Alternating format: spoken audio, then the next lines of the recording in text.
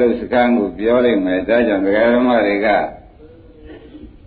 လူမိုင်းတဲ့လူတွေမှာထူးတာတွေအလုံးလုံးတဲ့ပုဂ္ဂိုလ်နဲ့မလုံးတဲ့ပုဂ္ဂိုလ်ထူးခြားတယ်ဆိုတာလဲသုံးရရှိပါပြီပြောခဲ့ဒါကြောင့်လူမိုက်ကအဝိဇ္ဇာတဏှာချုပ်အောင်မလုပ်ဘူးလူတွေမှာကအဝိဇ္ဇာတဏှာချုပ်အောင်လုပ်တော့ကြောင့်သံဃာပြတ်တယ်ဆိုတာဥက္ကမုံတို့နားလည်ထားပါအဲ့တော့လမ်းလေးတော့ရှေ့ဘင်းကခင်းကြပါအောင်စို့သတ္တဝါဇဝိဇ္ဇာတဏှာကလို့မဟာဝကပါဠိတော်တွေမှာမဟာဝပါဠိတော်တွေမှာလည်းလာပါတယ်မျိုးမျိုးသောပါဠိတော်တွေမှာအနမတေကိုယမုခေသံဃာရောဘုဗ္ဗကောတိနပညာတိအဝိဇ္ဇာနိဝရဏံသတ္တနာတဏှာတန်ယောဇနာနံတန္တာဝတံသံဃရတံလို့ဆိုရစာရသခင်ကိုရမေကြီးဟောလို့သတ္တဝါစဝိဇ္ဇာတဏှာကဆိုတာဒကာဓမ္မတွေမှတ်ရတယ်နော်သတ္တဝါစဘယ်ကပါလိမ့်ကာယဝိဇ္ဇာပစ္စယသင်္ခါရပဲဆိုလိုက်ပါတော့ဒါနဲ့ပဲဒကာဓမ္မတို့ဝိဇ္ဇာသင်္ခါရကြောင့်ဘာဖြစ်လာကြုံလို့နေတဲ့အခါကြလို့ရှိရင်ဖြင့်ဒီတိတ်ကြောင့်နှစ်ခုကြောင့်ဝိညာဏယုတ်ကလနာဖတ်တဝေဒနာမဖြစ်ပေဘူးလားဝိညာဏယုတ်ကလနာဖတ်တဝေဒနာဖြစ်တော့ကိုခန္ဓာလိုဖွဲ့လိုက်တော့ဝိညာဏယုတ်ကလနာဖတ်တဝေဒနာကိုခန္ဓာဖွဲ့လိုက်တော့ဘယ်နှပါးဖြစ်သွားငါးပါးမှတစ်ပါးပို့ပြီးဒီကလာမထွက်လာပါဘူးနော်ဩဒါဒီကားလို့ရှင်မြည်သူတွေပါလိမ့်မလဲလို့မေးတော့ဝိဇ္ဇာသင်္ခါရကလှုပ်လိုက်တာကပရိစ္ဆေသမုပ္ပါလို့တော့ဝိညာဏယုတ်တလနာဖတ်တာဝေဒနာလို့ဆိုကြမှာပဲနော်အဲဒီကဲဆိုပရိစ္ဆေသမုပ္ပါနားလေပြန်တော့လေပတ္တဝသင်ညာပြုတ်နေပါလေပတ္တဝသင်ညာပဲနဲ့နေပါလိမ့်ဒီတန်တတ္တဝပါကြဩပတ္တသင်ညာပြုတ်နေတယ်ဒါကြောင့်တရားဓမ္မတွေပြောရဒီပရိစ္ဆေသမုပ္ပါမှာနားမလဲဘူးလို့ကိုယ်ဖြစ်ကြောင်းမှကိုယ်ကောင်းကောင်းမသိဘူးဆိုရင်တတ္တဝါဟူသောပညာပြောက်ပါမယ်။ဒါဟုတော့ဝိဇ္ဇာသင်္ခါရဆိုတဲ့တရားနှစ်ခုကြောင့်ဝိဇ္ဇာတဏှာကြောင့်ဝိညာဏယုတ်သလနာဖတ်တဝေဒနာဖြစ်ပါတယ်တပေါင်းနဲ့ဖြစ်ပါတယ်လို့မှတ်ထားလိုက်တော့ဒကာဓမ္မတွေဒီထဲမှာဝိဇ္ဇာသင်္ခါရကယောက်ျားလေးတည်တောင်းလိုက်သလားမိန်းကလေးတည်တောင်းလိုက်သလားလို့မေးရင်ဘယ်နဲ့ပြောပါခန္ဓာ၅ပါးသူပရိစ္ဆေသမအလိုဖြင့်ဝိညာဏယုတ်ကလနာဖသဝေဒနာပေါ့ဗျာခန္ဓာလိုဖွဲ့လိုက်တော့ခန္ဓာ၅ပါးပဲတည်တောင်းလိုက်တာဘယ်အများတည်တောင်းလိုက်ပါလဲခန္ဓာ၅ပါးပဲတည်တောင်းလိုက်တယ်ဆိုတာသိကြပါတယ်နော်ခန္ဓာ၅ပါးဆိုတာဒကာဓမ္မတွေအခုဂိုင်းတွဲရတာကြီးကရုပ်ပေါ့ဗျာဒီရင်ကောင်းတာမကောင်းတာခံစားတဲ့ကဝေဒနာအဖြူနေကြောင်ကြောမှတ်တာကသင်ညာ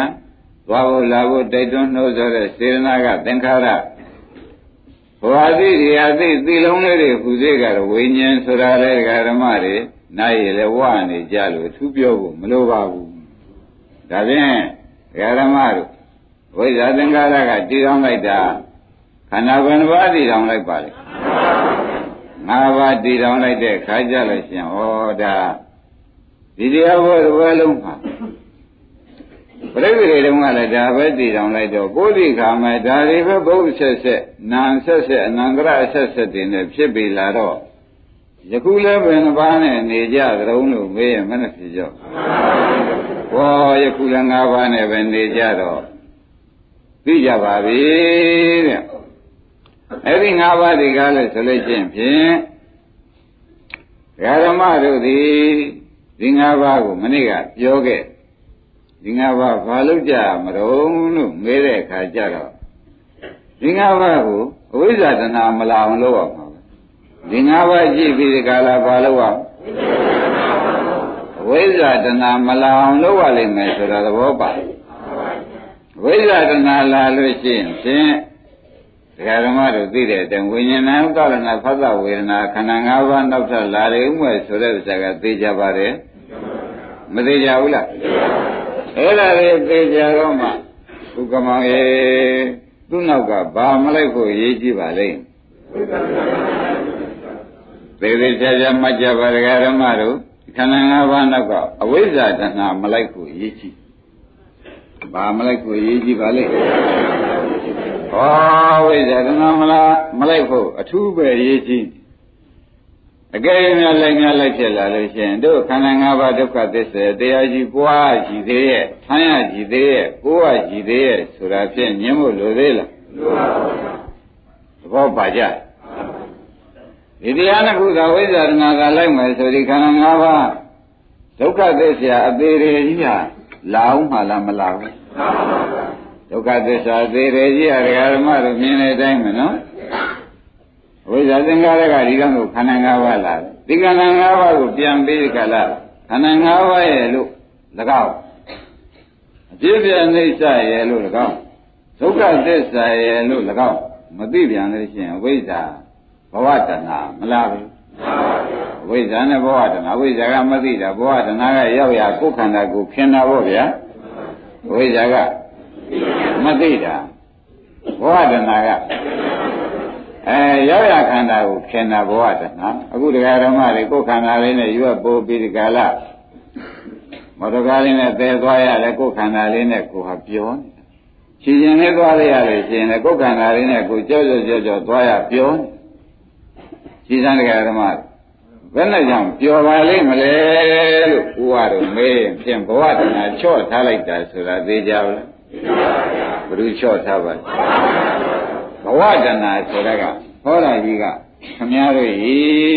ကာမဘဝကြီးကာမဘဝကြီးတဲ့မှာနောက်တဲ့တဏှာကဟောမဲရတော်တယ်မင်းချောတယ်မင်းလှတယ်မင်းဝတယ်ဆိုပြီးမင်းကြိုးပြမင်းမေးမင်းဖေးနဲ့မင်းဆွေမျိုးဆုံးနဲ့မင်းအိမ်မင်းရမင်းတိုက်မင်းကားနဲ့ဆိုပြီးဘဝတဏှာကချော့ထားတော့ဒကာဓမ္မဒီခန္ဓာကြီးထမ်းရတယ်ပိုးရတယ်ဒုက္ခသစ္စာကြီးအတုပတယ်ကြီးမြင်သေးဒါဘယ်လိုချော့ထားလိုက်ပါလဲဘဝတဏှာကချော့ထားလိုက်တာသိကြကြဩဒါကြောင့်ဒကာဓမ္မတွေမှာမသိဖုံးကွယ်ထားတာကဒုက္ခသစ္စာဖုံးကွယ်ထားတာကဒုက္ခေအညာဏဆိုတဲ့အတိုင်းအဝိဇ္ဇာပေါ့ဗျာဒုက္ခေအညာဏကဘယ်လိုပါလဲ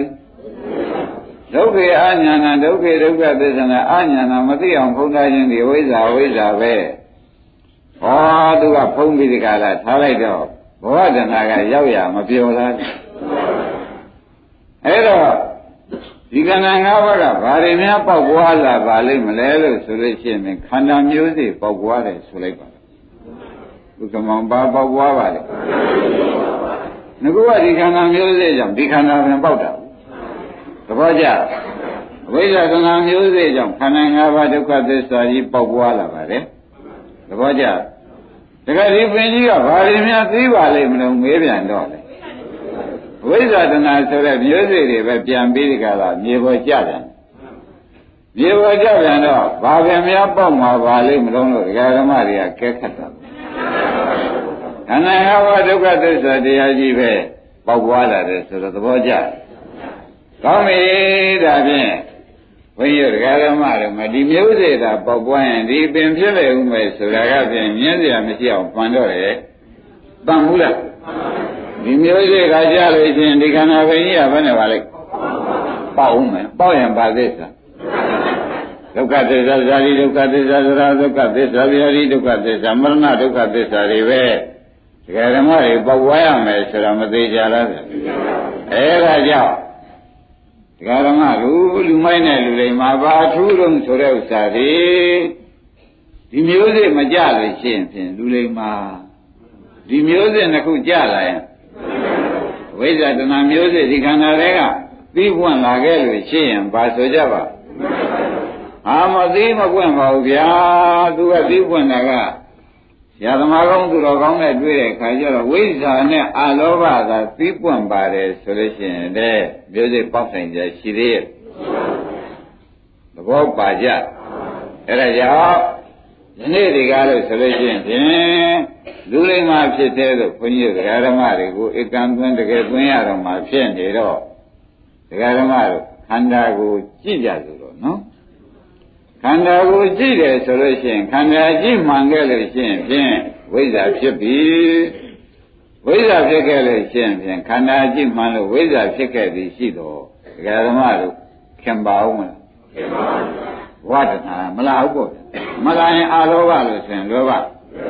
ရင်ဝိဇ္ဇာနဲ့အာလောဘဖြစ်ရမယ်ကြောင်းပြန်ကိုဖြစ်မှကြိုက်မယ်အဝိဇ္ဇာနဲ့သနာလာရင်ခန္ဓာပင်ပြန်ပေါက်ရှင်းကြလားအဝိဇ္ဇာနဲ့သနာလာရင်ဝိဇ္ဇာနဲ့အာလောဘလာရင်ခန္ဓာဇတ်သိမ့်ပါလိမ့်မယ်ဒကာဓမ္မတို့ဘယ်လိုပါလိမ့်ခန္ဓာဇတ်သိမ့်နိုင်မယ်ကိုမြတ်ရွှေဥစ္စာရင်တို့ဒါပြန်ဝိဇ္ဇာနဲ့အာလောဘဖြစ်ဖို့ရေးဟာကဖြင့်ဘုရားပွင့်ပြီးကလျာဏမိတ်တန်နဲ့တွေ့မှာပဲဘယ်လိုမှတ်ကြမလဲဘုရားလည်းပွင့်ပါအောင်မပွင့်ပြီမဲ့ဘုရားနဲ့ဘုရားရိဟုဆိုကလျာဏမိတ်တန်နဲ့သူ့ဟာသူပွင့်ပြီးမိမိနဲ့မတွေ့ပြန်လို့ရှိရင်လည်းဝိဇ္ဇာနဲ့အာလောဘဖြစ်ပါအဲဒါကြောင့်ဒကာဓမ္မတို့ဘုရားသာသနာကြုံရကြတယ်ကိုယ်ကမိစ္ဆာဒိဋ္ဌိဖြစ်နေပြန်တော့မတွေ့ရရောက်ပါတယ်အဲဒါကြောင့်ခုကမောယခုချိန်ဖြင့်ဘုရားသာသနာရေးကလည်းရှိသေးတော့ဘုရားကလည်းမှားပြခဲ့တော့ယောအနန္တမယဓမ္မောသဝိနိယောသဒေတိတော်ဝိပညာတော်သောမမေစေနသတ္ထာလို့နာမရှိလို့ရှိရင်ကွာပြီးကသုံးဖို့လေးသင်ပြီးဒီကလာပြောကြတယ်ဆရာသမားတွေကမင်းတို့ဆရာတွေဖြစ်ပါလိမ့်မယ်ဆိုတဲ့အတိုင်းဘုန်းကြီးတို့ကအခုတဆင့်ဆရာလုပ်တာပဲဒီကတည်းကြည့်ပြီးဆရာလုပ်ရပါတယ်ဆိုတာပေါ်လာကြကောင်းပြီဒါဖြင့်ဘာဖြစ်မှအေးကြမှာပါလိမ့်မလဲ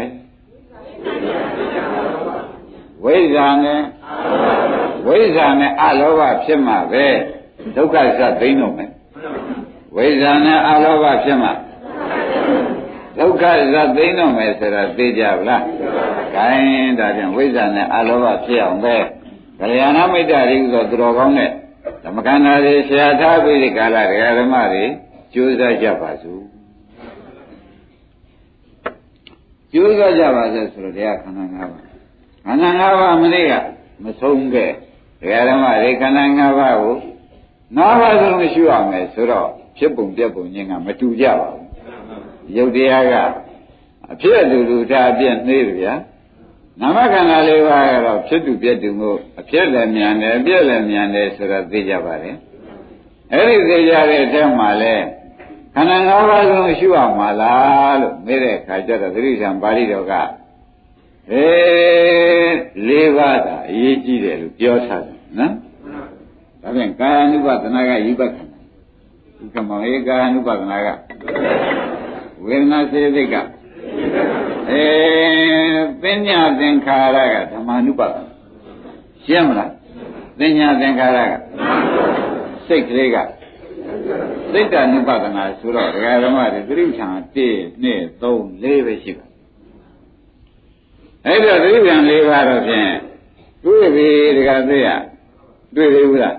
ရုပ်တရားကဗါတဲ့ဗျာကာယ ानु ပဒနာသတိဌာန်ဝေဒနာက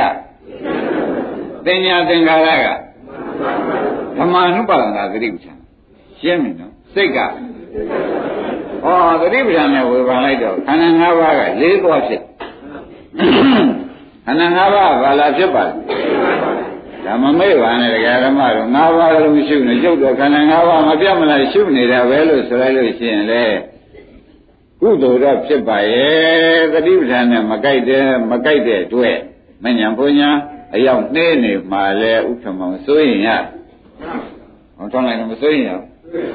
ဒါကြောင့်သတိပဋ္ဌာန်ကိုဗာလိုက်တော့ခန္ဓာ၅ပါးဘယ်နှပါးရ၄ပါးရသွားတယ်တဲ့၄ပါးရသွားတယ်နော်ကောင်းပြီဒါဖြင့်ဒီ၄ပါးတွေကတပည့်တော်ဘယ်ဟာရှုရမှာတော့ဘုရား၄ပါးလုံးဆိုတော့လူတယောက်တည်းကရေဝလေးလုံးရွရလို့ရှင်မနိုင်မသိနိုင်မဆယ်နိုင်မချီနိုင်မပွင့်နိုင်ဖြစ်ပါလိမ့်မယ်ဆိုတော့ဒကာဓမ္မတို့ဒီလိုလုပ်ကြတယ်နော်ဒီလိုလုပ်ကြတယ်တော့ဆရုပ်ဆိုဘာပါလိမ့်မလဲလို့အာရုံတရားတစ်ပါးမှမေးလို့ရှိရင်ဇဲနဲ့ဝေဖန်ကြဆိုကိုယ်ဝါဒနာပါဒနဲ့ဝေဖန်ကြဆိုဒကာဓမ္မတို့ဘာနဲ့ဝေဖန်ရကိုယ်ဝါဒနာဆိုတော့ဇဲခေါ်ပါလေကိုယ်ဝါဒနာဆိုတာဘာခေါ်ပါလဲဇယိုင်လို့ခေါ်တယ်နော်သူ့စိတ်ကတဲချမ်းတယ်သူ့စိတ်ကနှုတ်တယ်ဆိုတော့သူ့ဝါဒနာကိုပြောကြတယ်ရှင်းကြလားဝါဒနာစိတ်ဆိုတာပေါ်ကြဩ ဒါဖြင့်တရားဓမ္မတို့တချို့မှာတရားဓမ္မတို့သိတဲ့တိုင်းတဲ့ရိုက်တွေကားလို့ရှင်တချို့ကဒိဋ္ဌိစိတ်ရှိတယ်တဏှာစိတ်ရှိတယ်ဈေး6ပါးတောင်ရှိတယ်အကျယ်ဝေဘာမဲ့ဆိုအများကြီးပေါ့ဗျာအဲ့တော့တကားဝါးရိတ်နဲ့လျော်တဲ့တရားပေးကြတယ်ဒီမဟာဝါဒဓာကဆိုသမောဓဓာကပဲဆိုတစ်ထပ်သေးပဲရှင်ဘုရောကရေးတာကြီးဖြစ်နေတဲ့အတွက်ဒိဋ္ဌိစရိတ္တဒိဋ္ဌိစိတ်ရှိတဲ့ပုဂ္ဂိုလ်ကမန္တကဉာဏ်လုံးတဲ့ပုဂ္ဂိုလ်တဲ့စိတ်တ ानु ပဒနာသတိပ္ပံနာဝိသုဒ္ဓိမေကောဒိဋ္ဌိစိတ်ရှိပြီးဒီကာလတဏှာအားနဲ့ဉာဏ်နေတဲ့ပုဂ္ဂိုလ်များမှာဖြင့်ဒကာဓမ္မတို့စိတ်တ ानु ပဒနာပေးဒိဋ္ဌိကလည်းငါ့ကိုငါအရေအစွဲကတည်များကြငါကောငါစိတ်တွေကတည်းဆွဲကများကြဆိုကြလို့များတဲ့ပုဂ္ဂိုလ်ကဒိဋ္ဌိစိတ်လို့ဖွင့်လိုက်စမ်းပါနော်ငါစိတ်မသန်းတဲ့ဆိုတာဒီဘာစိတ်ပါလိမ့်ဒိဋ္ဌိစိတ်ငါစိတ်ကြောင့်ဉာဏ်ကောင်းမှမသိဘူးလားဆိုတာလေငါလိုရင်လည်းဆိုတာလည်းဉာဏ်မသိဘူးလားရှင်ဒေါသငါဆွဲတာပဲနော်ငါမကြည့်ဘူးဆိုတာလည်းဒေါသငါဆွဲမဆွဲကြတာဒါဖြင့်တရားဓမ္မတွေမှာများသောဖြင့်ဘာစိတ်တွေများနေပါလိမ့်ဒိဋ္ဌိစိတ်ကများနေတယ်တဲ့ဒိဋ္ဌိသရိသတ္တမန္တတနာတိပဝေဒကတံတခါလေ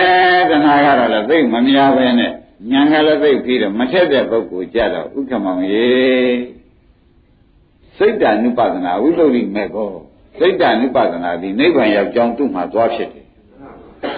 ဒါဖြင့်ဒိဋ္ဌိစိတ်ရှိတဲ့ပုဂ္ဂိုလ်ဉာဏ်နှုံနဲ့ဒိဋ္ဌိစိတ်ရှိတဲ့ပုဂ္ဂိုလ်မှာဘယ်ဝိပဿနာမိမိအထောက်အမှာပါလိမ့်စိတ်တ ानु ပဒနာသတိပ္ပံအထောက်အမယ်ရှင်းမလားတဏှာများနဲ့ပုဂ္ဂိုလ်ကြတော့ဝေဒနာ ानु ပဒနာအထောက်တဏှာများပြီးဉာဏ်နေတဲ့ပုဂ္ဂိုလ်ကြတော့ကာယ ानु ပဒနာအထောက်ရတယ်ရှင်းမလားတို့တော့တရားတွေတရားဆရာဝေဘာန္တာတွေလည်းအမတမကောင်းပါလေကောင်းရင်ကောင်းကြတော့လေတရားအမှန်မှန်ပါလေလို့ဘုန်းကြီးများကလည်းတာဝန်လည်းယူပါတယ်ဘုန်းကြီးများတို့လည်းပညာကျဲတဲ့ပုဂ္ဂိုလ်နဲ့မို့လဲလေးစားပါတယ်ထို့တော့တခါယူကြအောင်လို့တခါဟောတို့ဥက္ကမောင်းတို့နော်ဘောဓပတိမဲ့ဒီဘာကိုပယ်မှရမှာတုံးဆိုတာမေးလိုက်တဲ့အခါကျတော့ဒိဋ္ဌိဝိသေသပယ်မှရမယ်ဘောဓပတိမဲ့ရခြင်းလို့ရှိရင်ဒါဖြင့်ဒကာဓမ္မတို့သိတဲ့အတိုင်းဒိဋ္ဌိပယ်ရင်ဝိသေသအလိုလိုသွားဒိဋ္ဌိပယ်ရင်ဝိသေသအလိုလိုသွားတယ်ဆိုတာကသဘောကျအဲ့ဒါရင်ဟုတ်တယ်မှာလည်းပါဠိတော်နဲ့ကွာရှိပါတယ်ဒါဖြင့်ဒီနေ့ညဒကာဓမ္မတွေမဲ့၄ပါးမှာလည်းသောတာပတိမက်ကစရမှသာလင်အထက်မဲ့တက်လို့ရပါတယ်ခုံတက်လို့ရတာမျိုးတော့ဟုတ်ကြပါရဲ့လားအဲ့ဒါကြောင့်ဒိဋ္ဌိစိတ်လည်းရှိပြန်စိတ်ပေါ်လည်းငါဆွဲပြန်ပထမမဲ့ကိုလည်းရှိဥစွာအထုရမယ်အချက်လည်းဖြစ်နေသောကြောင့်ဒကာဓမ္မစိတ်တ ानु ပဒနာဒီဒကာဓမ္မတွေနဲ့လျော်တယ်ရှင်းညမလားဘာနဲ့လျော်ပါလဲအားလုံးကိစ္စပြီးတကယ်တော့ဒါဖြင့်စိတ်တ ानु ပဒနာဆရာဘုန်းကြီးဟောတော့ပါပဲတို့ကလည်းဒိဋ္ဌိစိတ်များတာကတကြောင်ပထမမဲ့ရကြလို့ရှိရင်လည်းဒိဋ္ဌိခွာမရမှာဖြစ်နေသောကြောင့်စိတ်တ ानु ပဒနာအတော်ရေးကြည့်နေပါဘောလားဆိုတာပေါ်လာကြဘယ်လိုများပေါ်လာကြပါစိတ်တ ानु ပဒနာရေးကြည့်တယ်နော်ဂိုင်းတရားဓမ္မတွေဒီနေ့ညဘာဥပဒနာပေးမှထင်ကြစိတ်တ ानु ပဒနာပေးတယ်နော်အဲ့တော့စိတ်တ ानु ပဒနာပေးတော့မယ်လို့ဆိုတော့စိတ်တ ानु ပဒနာပေးတော့မယ်လို့ဆရာဘုန်းကြီးကပြောတော့ဒကာဓမ္မတို့ရှင်သာရိပုတ္တရာနဲ့ရှင်မဖယားကလည်းဝါတဲ့စိတ်တ ानु ပဒနာကောင်းပါလေဥက္ကမောအမှန်ကောင်းတယ်လို့တာဝန်ယူထားဥဒ္ဒံရေစိတ်တ ानु ပဒနာဘုရားကကောင်းတယ်လို့တာဝန်ယူထားတယ်နော်အင်္ဂုတ္တမှာပဲတာဝန်ယူထားဘယ်လိုတာဝန်ယူထားကြုံဆိုတော့ဒကာဓမ္မတို့ကိုယ်မျက်နှာမှန်ပေါ်မှာတင်ကြည့်လိုက်တဲ့အခါကျလို့ရှိရင်ဖြင့် ဘယ်နေရာမှာညှင်းဘယ်နေရာမှာမှဲ့ဘယ်နေရာမှာတင်းတိတ်ဘယ်နေရာမှာပြီးလိမ့်ထားတာမညညွတ်သေးဘူးဆိုတာမျက်နှာမှန်နဲ့ဟလိုက်ပြီးနေတယ်ပြင်လေကိုမျက်နှာအကြောင်းကိုသိမသိကြဘူးမျက်နှာမှန်နဲ့တက်လိုက်လို့ရှိရင်ကိုမျက်နှာအကြောင်းကိုသိဘာကြောင့်တော့လို့မေးတဲ့ခါကျလို့ရှိရင်ဖြင့်ကိုပြီးလိမ့်ထားတာကိုကိုမှန်နဲ့တိုက်ကြည့်လိုက်တဲ့အခါကိုမျက်နှာအကြောင်းကိုကောင်းကောင်းပေါ်လာသလိုတရားဓမ္မတို့ကိုယ်ကဏ္ဍဖြစ်တဲ့စိတ်ကိုနောက်ကရှုရလို့ရှိရင်သာပေါ်လွယ်တယ်ပေါ်ကြဘူးကိုယ်ကဏ္ဍဖြစ်တဲ့စိတ်ကိုနောက်ကဘယ်စိတ်ဖြစ်ဖြစ်ကိုယ်ကဏ္ဍအလောဘလေးဖြစ်သွားပြီလို့နောက်ကသိဒေါသလေးဖြစ်သွားပြီလို့ဒါမသိပါနဲ့ဆိုရပါဘာလို့လဲကိုမျက်နှာပေါ်ရှိတဲ့တင်းတိတ်ကိုမျက်နှာပေါ်ရှိတဲ့ဖဲ့ပါလားကိုမျက်နှာပေါ်မှာရှိတဲ့ဖိလိမ့်ထားတာမငြင်းညွတ်မှုပါလားဆိုရင်လွယ်ပါဒါဖြင့်ဒကာဓမ္မတို့စဉ်းစားကြစို့မင်္ဂလာမှာရှိတော့ကိုမျက်နှာအကြောင်းကိုကောင်းကောင်းသိသလိုဒီမှာလည်းညံမှန်နဲ့ကြည့်လိုက်တဲ့အခါကျတော့ကိုဖြစ်တဲ့စိတ်တွေကိုကုန်သိညံမှန်နဲ့တင်ကြည့်လိုက်တဲ့အခါဘယ်နဲ့လဲဒါကြောင့်ရှင်သာရိပုတ္တရာတို့ဘုရားတွေကနောစေဘိက္ခုပရစိတ်တဝိဇ္ဇာနေယောဇာနေယအတ္တမစိတ်တံဝိဇ္ဇာနေယသူတစ်ပါးစိတ်မသိရင်နေပါကြီးကွာကိုယ်စိတ်ကိုသိရင်တော်ပဲ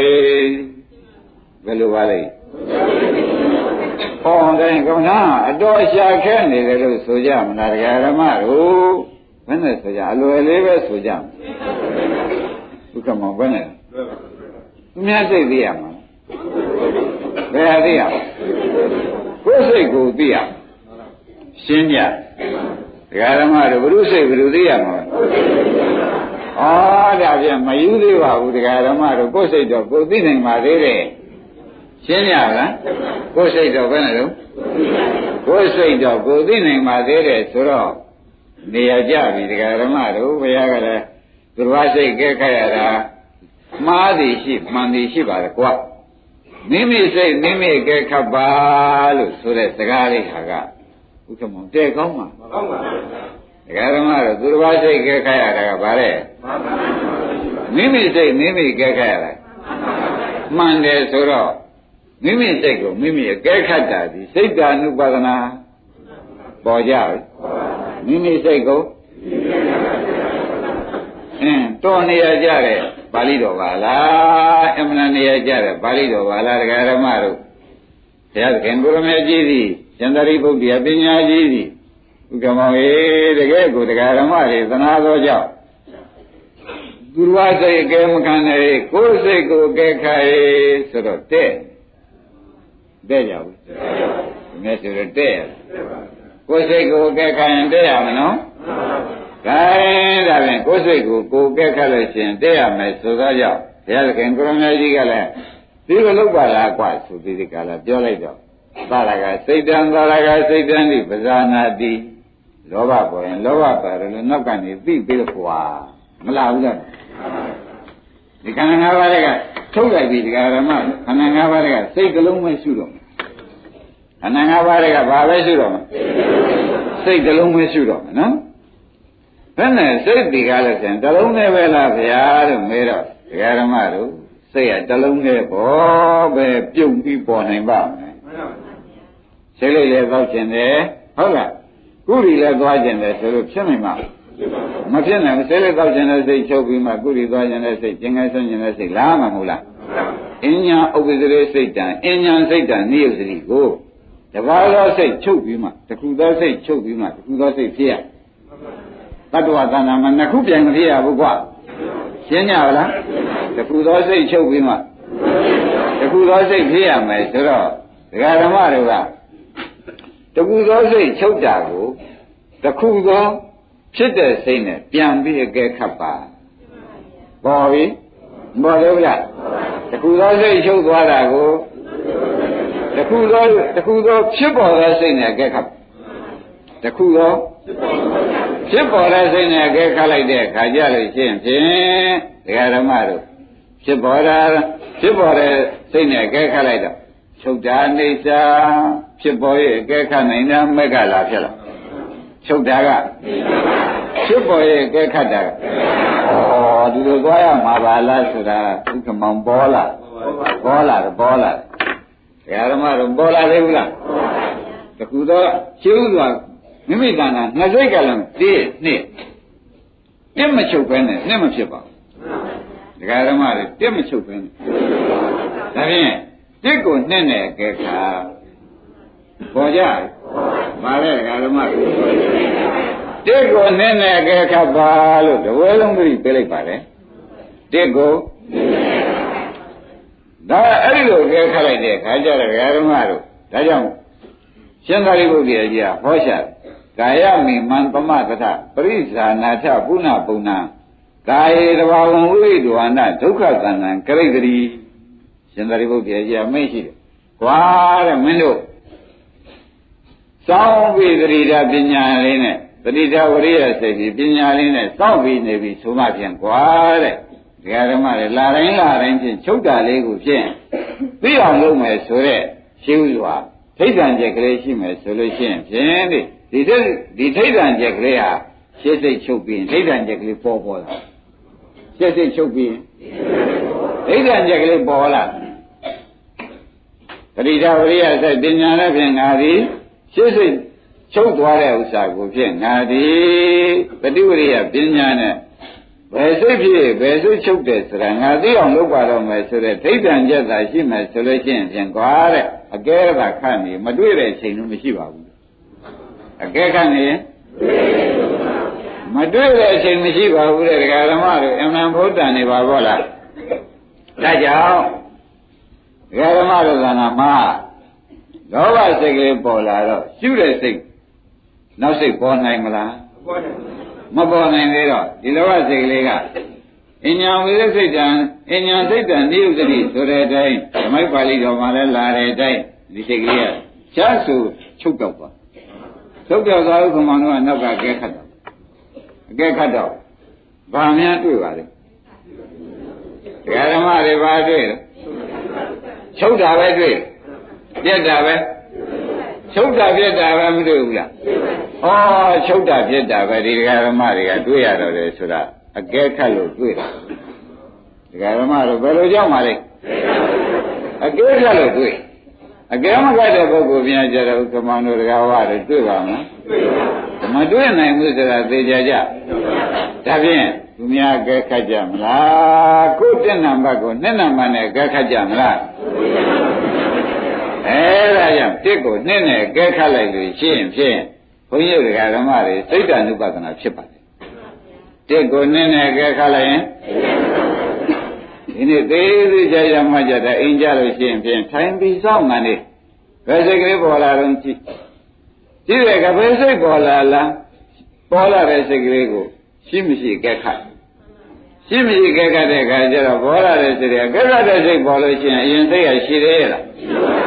အညာဝိသေစိတ်တံအညာစိတ်တံနိယုတတိဆိုတော့နောက်အကဲခတ်တာကပေါ်လာရင်ရှင်းစိတ်ချုပ်ပြီးသားကမှတ်ပြီတော့အကဲခတ်တဲ့စိတ်ပေါ်ရင်ရှင်းစိတ်ချုပ်ပြီးသားကဘုန်းကြီးတို့ဓမ္မတွေကဆွဲဆွဲမြဲမြဲသာမှတ်လိုက်ပါတော့ရှင်းကြလားဒါဖြင့်ဓမ္မတွေအိမ်ကြတော့သက်တော်တဲ့ကလေးမှန်မှန်ရှူတာပေါ့ဗျာနော်ရှူရနေပြီးဒီကာလမှာဓမ္မတွေသံဃာမှာဟိုနေရာကရားလာတယ်ဒီနေရာကနားလာတယ်ဆိုလို့ရှိရင်ရှူတာလျှောက်တာချုပ်ပိုက်ရှူတာရိုက်တာကိုရှူတာသိရိုက်တာသိတဲ့စိတ်ကလေးဥက္ကမောင်ထုတ်ပြီးဒီကာလရတဲ့စိတ်ကလေးရှိကိုရတာလေးရှိမရှိကဲခါလိုက်ရှိသေးရဲ့မရှိတာဘာခေါ်ကြအကဲခတ်တာကမရှိတာအိဋ္ဌာအကဲခတ်တာကမက္ခဆိုတော့ဥက္ကမောင်ရေမက္ခဆိုတော့မက္ခဆိုတာဒီအဝိဇ္ဇာလားဝိဇ္ဇာဝိဇ္ဇာဒီလိုတက်တာမျိုးလိုချင်သေးရလားမလိုချင်တော့ဘူးမလိုချင်တာအလောဘဆိုတာမသိကြဘူးလားဘာဇာတဖြစ်နေပါသွားဘာဇာတဖြစ်နေပါသွားတော့သို့တော့အဲ့ဒါတွေကပါပြီးသားကိုဒါဒကာဓမ္မတွေကသိထားပြီးဒီကာလအကဲခတ်တာဒီဘယ်နှပါးနဲ့အကဲခတ်ပါလိမ့်မလို့ဆိုတာကိုဝေဖန်ကြပါစို့နော်အဲ့တော့သမာဓိသမာသင်္ကပ္ပသမာဝါယမသမာသတိသမာသမာဓိဆိုတဲ့မဲခင်၅ပါးဟာအကဲခတ်တဲ့တရားလို့မှတ်လိုက်ဘယ်လိုမှတ်ကြသေချာမှတ်ပါတော့ဒကာဓမ္မတွေ ချုပ်သွားတဲ့တရားကို၅ပါးနဲ့အကဲခတ်ချုပ်သွားတဲ့တရားကို၅ပါးနဲ့အကဲခတ်တော့ချုပ်သွားတဲ့တရားကအိဋ္ဌာ၅ပါးနဲ့အကဲခတ်တာကဝိပဿနာမဲ့ဆိုတာဒါပဲဒကာဓမ္မတို့ချုပ်သွားတာကိုသိတိုင်းသိတိုင်းဘာမဲ့ဖြစ်ပါလဲဝိပဿနာမဲ့ဖြစ်ရှင်းရလားဥက္ကမရေချုပ်သွားတာကဘာလဲတော့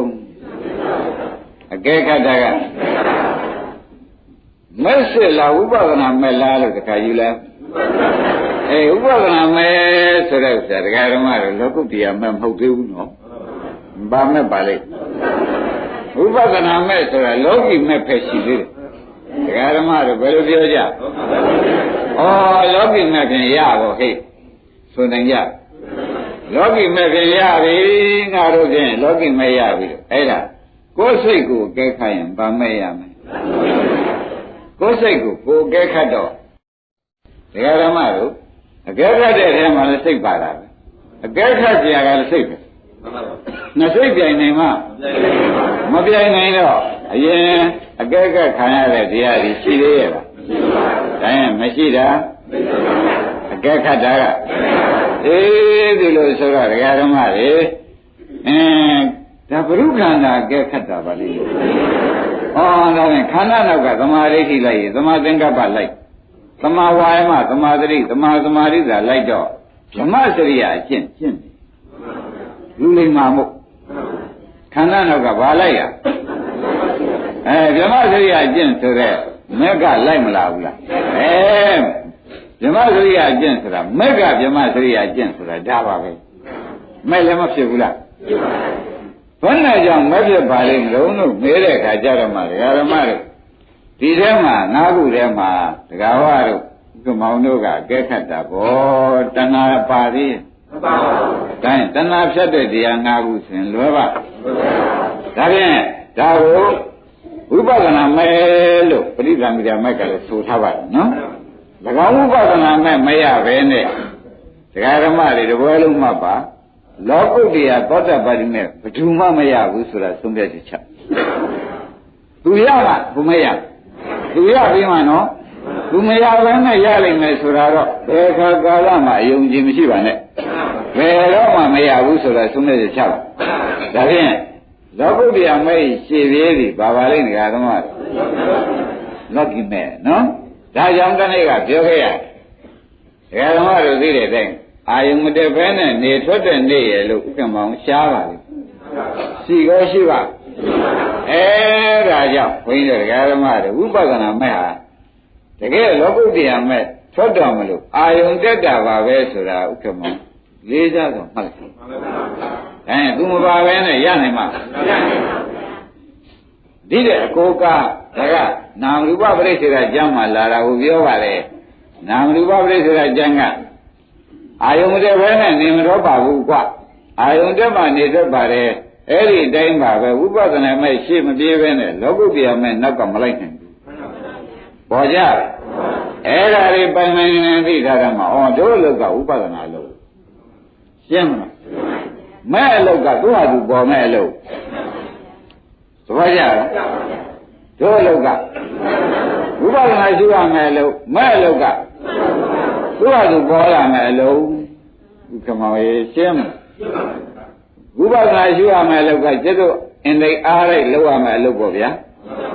မက်ပေါ်ကိုလောက်ကတော့ဝိပဿနာမက်ကအနန္တရပြည့်လျောဘူးဗျအနန္တရပြည့်လျောဆိုတဲ့မက်ကပြည့်ခொနကလောကုတ္တရာမက်ကအနန္တရပြည့်ရှိပြစ္ဆုတ်ပံဆိုတော့ပစ္စည်းရှိတော့ပြစ္ဆုတ်ပံဆိုတဲ့အကျိုးကပေါ်တော့ဒါဖြင့်ကျတို့ကအကြောင်းသာလုပ်ဖို့လိုပါတယ်အကျိုးလုပ်ဖို့ရလိုသေးလားဒါဖြင့်ခမည်းတော်ကြိုးစားရမယ်လောက်ကကိုယ်စိတ်ကိုကိုယ်ကဲခတ်ရမယ်ဝိပဿနာမယ်ဆုံးတဲ့ကြပြီကိုယ်စိတ်ကိုကိုယ်ကဲခတ်ရမယ်ဝိပဿနာမယ်နော်ဒီနေ့လေးလေးစောစောမှတ်ပါဒီနေ့လေးလေးစောစောမှတ်ပါကျမ်းစုံလည်းပြောနေတယ်လူရင်းဆိုင်အောင်လည်းပြောနေတယ်ဒါနိဗ္ဗာန်ကြောင့်ကိုယ်ပေးလိမ့်မယ်ဥက္ကမောင်နိဗ္ဗာန်ကြောင့်ကိုယ်ပေးလိမ့်မယ်ဆိုတဲ့ဥစ္စာရှင်းရှင်းလင်းလင်းမှတ်စမ်းပါကိုင်းဓမ္မတို့ဒီနေ့ကစကားပဲပြန်သုံးလိုက်ပါအောင်တော့မယ် ဒီနေ့စကားပြန်သုံးတော့မယ်ဆိုတော့ဥက္ကမောင်ရေဝါစိတ်နှလုံးကိုဥဝါတို့ပုတ်တာပေါ့ဗျာပုတ်တော့ဘူးမလားပဲဩငကိုကပါလာတဲ့အပူလားအားဆိုင်မှုကြောင့်ပူတာလားရှင်းတကအားဆိုင်မှုဘူးလားအားဆိုင်မှုကြောင့်ပူလာတာတော့သိပါပြီတဲ့နောက်မိကျွက်လာတဲ့အခါကျတော့အားဆိုင်မှုမပါဘဲနဲ့ထွက်သလားအလိုလိုထွက်လာတာဒါဖြင့်မိပူလောက်အောင်ပို့လို့ရှိရင်မိထွက်တာပဲမိပူလောက်အောင်ပို့လို့ရှိရင်ဒါကမိလိနာပညာလားနော်မိလိနာပညာကလာတော့ခမည်းတော်ကဝိပဿနာရှိုံပဲမက်ကလေးလိုပေါ်မယ်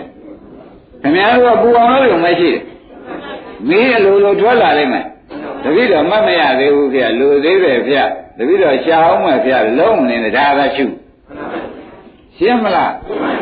သူပြတာရှုနေပါလေဓမ္မကိုယ်စိတ်ဓာတ်ကိုကဲခန့်နေပါလို့ကြီးစွာသောသတိပေးလိုက်ပါလေဘာကဲခန့်ရကိုယ်စိတ်ဓာတ်ကိုကဲခန့်ဖို့လို့ဟာခမည်းတော်အလုပ်သောတာပန်ဖြစ်ဖို့ရခမည်းတော်လို့မရှိပါဘူးကိုယ်စိတ်ကိုကဲခန့်လိုက်လို့ရှင်မြဥပဒနာဉာဏ်ရင်လာလို့ရှင်မဉဏ်ပေါ်လာမှာပဲဥက္ကမောင်ကျင်း납ကျုပ်လုံးတော့လုံးနေတာပဲဗျခုတည်းဒီနိဗ္ဗာန်မြင်တဲ့သောတာပတ္တိမက်ကမလာသေးဘူးခင်ဗျားတို့ညီးရင်ညီးလိုက်ဟာမေးထွက်လာအောင်မပူသေးလို့ပါရှင်းကြဘယ်လိုဆိုကြပါဒါပြန်ခင်ဗျားဝိပဿနာအလုံးနေလို့ဆိုနော်နဲ့ဆိုကြအဲ့တော့အလုံးနေလို့မေးထွက်လာအောင်မပူသေးလို့မထွက်သေးတာခင်ဗျားတို့ကမေးထွက်လာအောင်ထပ်ပတ်တယ်လို့ဟာကိုတ္တဝံပေါ့သူများတောင်းလို့ဆိုလို့ရပါအဲ့ဒါကြောင့်ဘုန်းကြီးတို့ဓမ္မတွေမှာတဲ့ကိုတ္တဝံသုတ္တဝံဆိုတာနှဝန္ထပိဒကရာသိလိုက်တော့ဝိပဿနာလုပ်ဖို့ကိုတ္တဝံမဲရဖို့ဟာမဲပေါ်လာဖို့ရမဲရလို့သူ့ဟာသူဝင်လာမှာပဲမဲရလို့ကဘာလဲဓမ္မတွေသူ့ဟာသူရင်းလို့ပေါ်လာတာပဲရှိသေပင်ဆိုင်ဖို့သေသည်သေပင်ဆိုင်ဖို့ရဥက္ကမောင်သေပြီးစားခြင်းတဲ့ပုဂ္ဂိုလ်ကြီးတောင်းသေသည်သိဖို့ရလည်းသေသည်မဲ့ပါလေသူတောင်းဖို့ကောကျွတ်တော့ဒီပင်ကြီးပွားရေးကလုံးနေဖို့ပဲဒီမှာလေကျွတ်တော့သဏ္ဍာန်မှာဝိပဿနာဉာဏ်နဲ့ဒကာဓမ္မတွေဘယ်စိတ်လာပုရုဇဉ်သဏ္ဍာန်မှာလာတဲ့39ပါးသောစိတ်ဟုတ်လားဒါတွေသာခမည်းတော်ကကိုယ်သဏ္ဍာန်ပေါ်တဲ့စိတ်ကိုယ်သာရှုနေစမ်းဘာမှမရှိရင်ရှုစိတ်ရှိတ်စိတ်ကိုရှုသဘောကျလောဘလာရင်ဘာလုပ်မလဲဖြစ်ဖြစ်ရှုပဲလောဘလာလို့ရှိရင်လည်းဘာပါလဲကဲခတ်ကြည့်တဲ့အခါကျတော့ဖြစ်ပြီးပြတ်သွားတဲ့ဓမ္မပဲခင်ဗျားတို့တို့လောဘရဲ့လို့တွေ့သေးရဲ့ဘာတွေ့မလဲဟောအနိစ္စပဲတွေ့ရတာဗျသဘောပါကြဘာတွေ့ပါလဲဒေါသလာလို့ရှိရင်လည်းနောက်ကနေကဲခတ်လိုက်ပြန်တော့ဒေါသတွေ့သလားဖြစ်ပြက်တွေ့ဖြစ်ပြီးပြတ်သွားတာပဲတွေ့တယ်ဆိုတော့သဘောကျဝိသိကိစ္စလေးလာတာလေးကိုလည်းဒကာဓမ္မတွေကနောက်ကကဲခတ်တာဘောကိုပန်ကိုကြည့်တယ်လို့ပဲသူဝိသိကိစ္စလေးတွေ့လားဒကာဓမ္မတို့ဖြစ်ပြပဲတွေ့တယ်ဒါပြန်သမောစိတ်တံသမောစိတ်တံဒီပဇာနာတိဆို냐တော့လေဒကာဓမ္မတို့တွေ့တာကတော့သမုဒိယဓမ္မအနုပတိဝဝေဒနာတုဝေတိဝေယဓမ္မအနုပတိဝဝေဒနာတုဝေတိသမုဒိယနဲ့ဝေယပဲသွားတွေ့ရှင်းမှုနဲ့ပြတ်မှုပဲသွားတွေ့ရှင်းကြလားမောဟတွေ့ကြလားဖြစ်မှုပြမှုတွေ့ကြလားအဲ့ဒီတော့ဒကာဓမ္မတို့ပฏิပဒံပါဠိတော်မှာလေရှေ့ပိုင်းနဲ့နောက်ပိုင်းဆက်ကြည့်ရရှေ့ပိုင်းနဲ့နောက်ပိုင်းဆက်ကြည့်ရတယ်ဒကာသစ်တို့ရနော်ဝေဒနာရှုဆိုမှတွေ့တဲ့ပုဂ္ဂိုလ်ကဝေဒနာတွေ့ပါသလားတဲ့တကယ်ရှုလိုက်တဲ့အခါကျတော့မရှိမှုတွေ့ပါသလားဒါဖြင့်ဟုတ်တော်အဘာဝထေနအိဋ္ဌံဆိုတဲ့အတိုင်းဟုတ်တော်ဖြစ်ပြီးအဘာဝထေနဤနေရာနဲ့မရှိခြင်းတွေပဲနဲ့အိဋ္ဌံပဲဆိုတဲ့အတိုင်းတရားဓမ္မတို့ကဲခတ်လိုက်တဲ့အခါကျတော့ဝေဒနာမတွေ့ပါဘူးဗျာတပည့်တော့အိဋ္ဌတွေ့ပါတယ်သဘောကျဘာတွေများတွေ့ရဒီအိဋ္ဌကလည်းသူများအိဋ္ဌလားမိမိခန္ဓာအိဋ္ဌလားပေါ်လာပြီကိုယ်စိတ်ကဝိညာဉ်တဲ့ခန္ဓာကိုတရားဓမ္မသူများအိဋ္ဌလားမိမိခန္ဓာအိဋ္ဌလားဟောတဲ့နေရာကြတရားဓမ္မသူအကဲခတ်လိုက်ပါရောကိုယ်အသေးကိုမြင်တော့လားအကဲခတ်လိုက်တော့ဘာမြင်ပါလဲကိုယ်ခန္ဓာအသေးကိုမြင်တယ် ကမောင်ရေးပါတွေ့ကြတရားဓမ္မတို့နော်တဲလို့ဘုရားမှာလားတရားဓမ္မတို့ကိုယ်အသေးကိုမြင်တယ်ဆိုတဲ့စကားလေးတစ်လုံးကအမှန်ရေးကြည့်ပါတယ်ဘလို့ဒီအောင်ရေးကြည့်တယ်ဆိုတော့သေရာဝိတရားဓမ္မတွေကကဲခတ်ကြည့်စမ်းမှာမရဏံပိပါသစ္စာဩတရားဓမ္မတွေသစ္စာတွေ့ဖန်တော့သစ္စာတွေ့ပြီကိုယ်အသေးကိုမြင်တာဟုတ်မရဏံပိဆိုတော့ဘာတွေ့ပါလဲအသေးဆိုတာတခြားလားအောင်မယ်လေဒုက္ခသစ္စာတွေ့တာပါလားဆိုတော့သာသနာတခါတည်းဒကာဓမ္မတို့ဘယ်ပုဂ္ဂိုလ်နိဗ္ဗာန်ရောက်ပါတယ်ဆိုတာဒီဒကာဓမ္မတို့သစ္စာမသိဘဲနဲ့ဘယ်သူမှမရောက်ဘူးဒါကြောင့်ဓမ္မစကြာမှာသွားကြည့်တော့မှာပေါ်လာဒကာဓမ္မတွေဒီပြန်တန်ရုံတရားလုံးပြောကြရတယ်ရှိတယ်ပေါ့ဗျာသို့သော်ဓမ္မစကြာကအားလုံးနဲ့ဆက်ဆံတာငါဒီသစ္စာမသိသေးထိုအခါဘုရားဟူ၍ဝမခံသေးမပါဘူးလားငါဒီသစ္စာမသိသေးထိုအခါဘုရားဟူ၍အကျင့်ခါသစ္စာသိထိုအခါဘုရားဟူ၍ဝန်ခံ၏ဒီခမည်းတော်မြတ်စွာဘုရားသခင်ကိုရမစသိတဲ့သစ္စာသွားသိကိုယ်သေးပြီနော်ကိုယ်သေးဒီမရဏံပိမရဏံပိဒုက္ခသစ္စာဆိုတာသဘောကျဒါစိတ်ကလေးတစ်လုံးနဲ့သေရာကိုယ်သေးပဲဆိုတာဥက္ကမောင်တို့ဖြင့်ရိပ်မိပါပြီဒါဖြင့်ဘယ်စိတ်သေးသေးဘုရုသေးလို့ဆိုကြမယ်မိမိသေးပေါ့ဗျာတရားတော်လုံးဘယ်လိုမှတ်ကြမလဲမိမိသေးကဘာသစ္စာပါမိမိသေးမိမိသိတာကဘာသစ္စာပေါ့ခင်ဗျားတို့တခါတည်းကိုနေရာကျသွားပြီတဲ့ကိစ္စညာပရမတော်ဖြင့်ဒါဒုက္ခသစ္စာလို့သိတယ်နောက်ကြတော့ဒါသိခြင်းလို့သိတာမဟုတ်ပါလားတရားဓမ္မတို့ဒီစိတ်ကလေးကလည်းအကြောင်းချုပ်လို့ဒီစိတ်ကလေးကပါတော့အကြောင်းချုပ်လို့အကြောင်းချုပ်လို့ရိုးချုပ်တဲ့တရားလေးဆိုတာလွယ်ပါမလားဒါကြောင့်ဝိညာဉ်ချုပ်လို့နာယုတ်ချုပ်တာပဲတရားဓမ္မတို့နာယုတ်ချုပ်လို့ဘာဆိုကြမလဲဝိညာဉ်ချုပ်တယ်ဒီလိုပြောမြန်ယူဝိညာဉ်ချုပ်လို့နာယုတ်ချုပ်လို့ဝိညာဉ်ချုပ်တယ်ဒါကနလကလာပိသုတ်တန်ယုတ်ပါဠိတော်နလကလာပိသုတ်တန်ယုတ်ပါဠိတော်တရားဓမ္မတို့ဝိညာဉ်နဲ့နာယုတ်ဟာဒီလိုပြီးနေပါလေတခုချုပ်ပြုတ်လိုက်ရင်တခုလဲတာပါပဲသဘောကျအဲ့တော့အာရုံတရားတစ်ပွဲလုံးကမှတ်လိုက်သမ်းပါနာမရူပနိရောဓဝိညာဏနိရောဓရှင်းပြီနော်ဒီစိတ်ကလေးချုပ်ပုံပြပါတယ်ဝိညာဏနိရောဓသူတခုရှုပ်လိုက်လို့ရှင်ခန္ဓာ၅ပါးကုန်ပါဒါကြောင့်သလုံးလေးကိုဘုရားကင်လိုက်သဘောကျလားဒီသလုံးကရှုခန္ဓာ၅ပါးကုန်ပါပါတယ်ဆိုတာလေးစားစွာနဲ့မှတ်လိုက်တော့ရှင်းမလားတို့တော့ခမည်းတော်မြင်တာလည်း၅ပါးစလုံးမြင်တာမဟုတ်ပဲမရှိတာသိတာဆိုတော့ဒီတန်းမရှိတာ၅ခုစလုံးမရှိသွားတယ်သဘောကျကြမရှိတာလည်း၅ခုစလုံးမရှိတာကိုကျတို့မသိဘူးလားဗျာကဲခတ်လိုက်တော့သိပါတယ်ဆိုသဖြင့်ဒကာဓမ္မတို့မရှိတာအိဋ္ဌာကဲခတ်တာကမဲ့ကဖြစ်သေးဘူးလားဒါတော့ဒီထဲမှာလာကြည့်တော့ဒါလူမိုင်လားလူလိမ္မာလားလို့မဲတဲ့ခါကျတော့မဲ့ပေါ်နေတဲ့အတွက်ဘယ်လိုဆုံးရဲ့ချလူလိမ္မာဆိုတော့ဒီဘက်ကဝိဇ္ဇာဒီတဲ့စဉ်းစားကြည့်ပါလားသမာဓိဋ္ဌိဆိုတဲ့ဥစ္စာဒီညံမဟုတ်ဒါပြန်ဝိဇ္ဇာမဲ့ခင်လာတဲ့ကဝိဇ္ဇာကချုပ်ကိုယ်သေးကိုမြင်တော့ဒီသေးလိုချင်သေးရဲ့မလိုချင်တော့တဏှာကချုပ်တော့ဝိဇ္ဇာတဏှာကဒီနောက်ကချုပ်ဒီနောက်ကချုပ်နေတော့ဒီဘက်ခန္ဓာသစ်ပေါ်ပါဦးလားခန္ဓာသစ်မပေါ်ဘူးဆိုတာသိကြကြလားဒါပြန်လူမိုက်နဲ့လူလိမ္မာဒီဘာတူပါလိမ့်မလို့ဆိုတော့လူမိုက်ကဗြဟ္မစရိယကျင့်သောကြောင့်ဒီဘက်ကအဝိဇ္ဇာတဏှာချုပ်တယ်ဝိဇ္ဇာတဏှာချုပ်သောကြောင့်နောက်ခန္ဓာမရဘူးလူလိမ္မာကလူမိုက်ကပြန်ဝိဇ္ဇာတဏှာလာသောကြောင့်နောက်ခန္ဓာရပါတယ်ဒါကြောင့်လူမိုက်ဖြစ်ရရှင်းမလားလူမိုက်ဆိုတာဒကာဓမ္မတို့ဝိဇ္ဇာတဏှာမချုပ်လို့နောက်ခန္ဓာရတာဘာခေါ်ကြဝိဇ္ဇာတဏှာချုပ်တဲ့ပုဂ္ဂိုလ်နောက်ခန္ဓာရသေးရဲ့ဒါပြန်လူမွဲနဲ့လူလိမ္မာဘာထုသုံးလို့ဘာလပါဏိတသုတ်ဟောတဲ့အခါဘုန်းကြီးတနည်းကပြောတဲ့အတိုင်း ယနေ့ဒီနေ့ဒီကာလပဏိတထူးကြောင်းကိုထူးကြတဲ့ထူးအောင်ဆိုတော့လူမိုက်ကဗြဟ္မစရိယကျင့်လို့အဝိဇ္ဇာတဏှာချုပ်လူလင်္ကာကလူမိုက်ကဗြဟ္မစရိယမကျင့်သောကြောင့်ဒကာဓမ္မဆိုအဝိဇ္ဇာတဏှာမချုပ်လူလင်္ကာကဗြဟ္မစရိယကျင့်ဆိုတာဖြစ်ပြတဲ့မဲ့နဲ့ကြဲအောင်လုပ်သောကြောင့်အဝိဇ္ဇာတဏှာပဲနေချုပ်သောကြောင့်နောက်ခန္ဓာပဲနေတော့မလာတော့ဘူးဆိုတာသိကြပါလားအဲ့ဒီကဲတော့သိကြတော့နောက်ခန္ဓာမလာတာသည်တကယ်တော့မလေးတန်သာရရင်နောက်ခန္ဓာလုံးဝမလာဘူးလာသေးရဲ့အဲ့ဒါကြောင့်တို့တော့ခုတော့ပြန်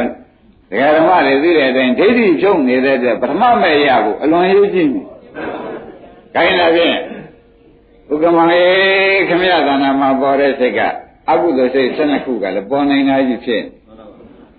သဘောကျလား။အဟိသုဒီစိတ်ရှိခုတွေကလည်းဟတိဒုက္ခချမ်းသာပြီးကျန်တာတွေကပေါ်နိုင်တာကြီးဖြစ်နော်။မျက်လုံးမျက်စိစိတ်နားစိတ်နှာခေါင်းစိတ်တွေကလည်းပေါ်နိုင်ဘူးလား။မဟာကုသိုလ်စိတ်ရှိခုဆိုတာလည်းပေါ်နိုင်တာတွေဖြစ်နေတယ်။သဘောကျလား။အဲ့တော့မဟာကုသိုလ်ရှိခုတွေပေါ်နိုင်တာတွေဖြစ်နေတော့ဒကာဓမ္မတို့ဒီပေါ်လာတဲ့စိတ်တွေကိုခမည်းတော်ဒီကားလို့ဆိုလို့ရှိရင်ဖြင့်ဒီတဲကမဂ္ဂင်၅ပါးထားပြီးဒီကားလားမဂ္ဂင်၅ပါးနှုတ်ပြီးရှုအောင်ပါသဘောကျလား။ကိုင်းလာဖြင့်အခုဘုန်းကြီးပြောလိုက်တဲ့နေ့ကဘယ်လိုဖို့တန်ကြုံဆိုတော့တပည့်တို့ဘာရှုရမလို့ဆိုတဲ့အဖြေအသေးချာထွက်သွားဘာရှုရမလို့မေးကြမလို့တော့ဘာကြောင့်လို့ကိုယ်စိတ်ကိုရှုกว่าဘယ်လိုပါလဲဒါဖြင့်ဒကာဓမ္မတို့ကိုယ်စိတ်ကိုရှုဆိုတော့ကိုယ်စိတ်မဖြစ်ရင်လည်းကိုယ်သေးတော့မယ်ကိုယ်စိတ်မဖြစ်ရင်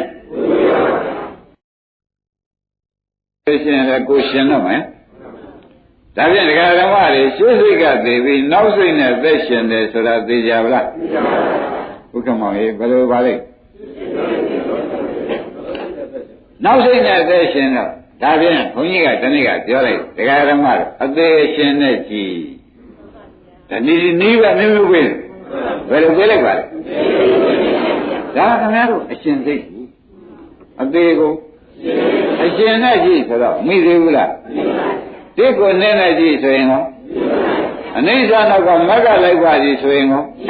မိတာကြီးပဲဒီစကားသုံးမှုတွေအကုန်မိတာကြီးပဲဆိုတာသဘောပါကြအဲ့ဒါကြောင့်ဒကာဓမ္မတို့ဘယ်စိတ်ရှုရမှာတော့လို့မေးရင်မနဲ့ဖြေကြမိမိစိတ်မိမိရှုမယ်တပည့်ကြမိမိစိတ်လောဘလာလို့ရှိရင်မိမိစိတ်လောဘကိုဖြစ်ပြရှုမိမိစိတ်လောဘလာရင်မိမိစိတ်ကအိတ်ကလာပြန်တယ်မိမိစိတ်ကသူတော်ဝန်တိုးပြန်တယ်ဖြစ်ပြရှုတာဒေါသရှုတာကြီးပဲမှားရမှာပဲခွဲဖြစ်တဲ့တရားတွေမို့ဒေါသစိတ်ပေါ်မှာမင်းနေတဲ့သာဇာလသံယုတ်ဓမ္မတွေပဲဆိုတာသိကြပါလားကဲရုပ်စွာဆုံးတရားဓမ္မတို့မိမိပြုထားတဲ့ကုသိုလ်လေးတောင်မှဘာလို့อ่ะဖြစ်ပြရှိပါလိမ့်မယ်ဥပဒနာဟိုဒါလည်းကုသိုလ်စိတ်ကလေးနဲ့အသက်ရှင်နေတာအဲ့ဒီအသေးလေးจิตတို့ကမကြည့်ရပါဘူးလားကဲမိမိမြင်စိတ်ကလေးပေါ်လာတော့လည်းဘာလို့อ่ะမြင်စိတ်ဖြစ်ပြရှိကြားစိတ်ကလေးလာပြန်လားနှကောင်းနဲ့နှခနာနဲ့လိုက်တာပေါ့နော်နာစိတ်ကလေးလာပြန်တော့စားစိတ်ကလေးလာပြန်ရားစိတ်ရံစိတ်ကလေးလာပြန်ကိုယ်ပေါ်မှာရားစိတ်ရံစိတ်ပေါ်လေကိုယ်ပေါ်မှာလျှောက်ရှုနေတော့ဒကာဓမ္မတွေအိမ်ကြတော့ထိုင်တဲ့ခါကျရှင်များသောအားဖြင့်တော့ဒကာဓမ္မတွေထိုင်ပြီးအာနာပါနာတွေလုပ်ပြီးဒီကလာနိုင်နာရိယာမှာစိတ်ထားပြီးဒီကလာထွက်လေဝင်လေလေးကိုတော်မှန်သိဝန်မှန်သိကလေးပထမလေးလုပ်ရကနေပြီးကြရာစိတ်ပိုင်ရာစိတ်စီလိုက်ဒါတွေကုန်ဖြုတ်မြင်စိတ်လာရင်ကြားစိတ်လာရင်ဓမ္မတိတိယုံနေတဲ့အာနာပါနကခန္ဓာသူ့လိုချင်တာမဟုတ်ပါဘူးသူကကာယ ानु ပဒနာကိုဘုန်းကြီးတို့ကစိတ် ानु ပဒနာကဒိဋ္ဌိဖြုတ်ချင်တာကိုပထမသောတာပန်ဒီကျင်တော့ဒိဋ္ဌိကဖြုတ်ချင်သဘောပါကြဒါပြင်ဒိဋ္ဌိကဖြုတ်ချင်တော့စိတ်ပေါ်ရလိုက်မှငါမြင်တယ်ဆိုတဲ့ပတ္တပညာလည်းပျောက်တော့မှာပေါ့ဗျာငါကြားတယ်ဆိုတဲ့ပတ္တပညာရောပတ္တပညာဆိုတာငကိုယ်လုံးကပတ္တဝါချင်းနေတယ်ဒါဒိဋ္ဌိကြားစိတ်ကိုငါချင်းနေငါနံလိုက်တာငါစားလို့ကောင်းလိုက်တာငါရလိုက်တာငါကောင်းနေလိုက်တာငါကြံစည်နေလိုက်တာဥက္ကမစိတ်ပေါ်မှာဘယ်တော့ဒိဋ္ဌိများအဲ့ဒါကြောင့် သောတာပန်တည်ခြင်းရာဘယ်ဟာအရင်ချုပ်အောင်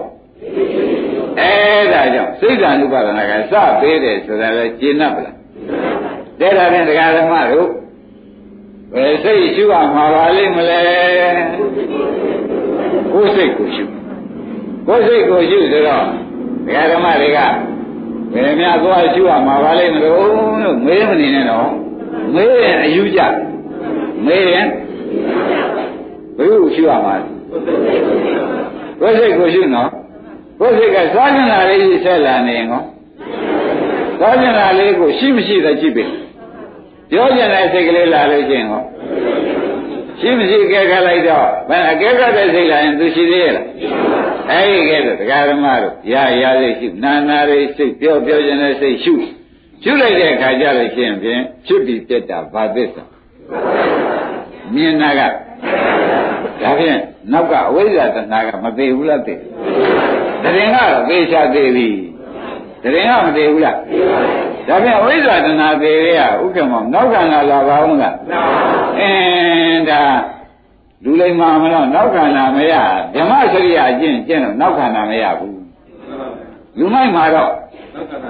ဓမ္မစရိယာအကျင့်မကျင့်တဲ့အတွက်မက္ခဓမ္မစရိယာအကျင့်မကျင့်တဲ့အတွက်တရားဓမ္မတို့လူလိမ္မာမှာတော့နောက်ခန္ဓာဒုက္ခသစ္စာကြီးရဒါဖြင့်သူတို့ပြောကြပါစို့နိုင်ရသိနေလို့ဒုက္ခသစ္စာမမြင်သေးကာလပတ်လို့ဘယ်ကာလမှနိဗ္ဗာန်မရလို့မှာဒုက္ခသစ္စာကိုဘယ်ကာလမှဒါဖြင့်ဖြစ်ပြပါသစ္စာတော့ရှင်းမလားမြင်လို့ရှိရင်ရှင်းလားဗလားဒါဖြင့်ဖြစ်ပြကဒုက္ခသစ္စာမြင်တာကသိတာကဝိဇ္ဇာတဏှာသေးတာသမုဒိယချုပ်တာနောက်ခန္ဓာမလာတာကဟောသစ္စာလေးပါသွားကြိုက်ကဲလက်ဖြင့်မှအကျေဟောကြလို့